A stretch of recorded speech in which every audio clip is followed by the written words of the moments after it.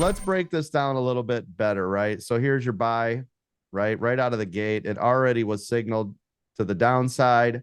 The 2-minute EWO had kicked in as soon as the market opened. Our level was at 440.73. So even if you waited for both confirmations, you were golden.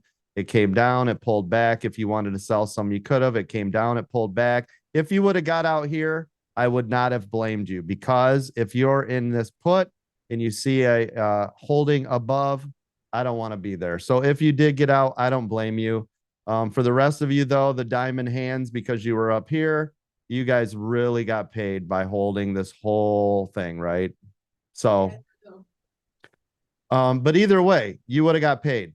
This is impossible for you to have lost money. You bought in, even on this. If you were like, I don't want it, even on this, I don't like it, or this one, or this one, or this one, or this one, you would have got paid no matter what. Does anybody see how you could have possibly lost money by buying a put at the open on SPY and it was already signaled? It's not even possible. Impossible that you lost money if you traded SPY off the 2-minute yesterday, if you did what you're supposed to do, right? Yes. That's it. That's all. That's it. That's all. Okay, AMD, same drill. So if you're like, oh, I don't trade SPY, okay, here's AMD. Right, and here's your candle somewhere in this. Never broke VWAP, never broke, never broke, never broke, never broke. Decide where you want to take your money. Does this look like a losing trade on a put? So pre-market levels, yeah, it has nothing to do with the 2-minute EWO. Those are two different strategies. We only use pre-market levels for scalping, right? They're going to be indicative of key critical levels to start your day. And then sometimes throughout the day, they end up being big levels. But to start the day, it gives you an idea of market direction and what you can scalp with. Let me show you the difference.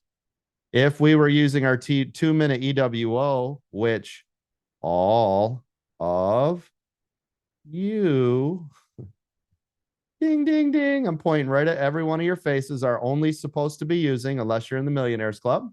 So all of you are only using the 2-minute EWO, which means you don't really care about these levels, because all you're looking at is the Elliott wave oscillator, right? What do you care if it breaks one of these levels? Does that make sense? That has nothing to do with you. You're trading this. Scalpers are trading this. See the difference? Yes, sir. All right, good.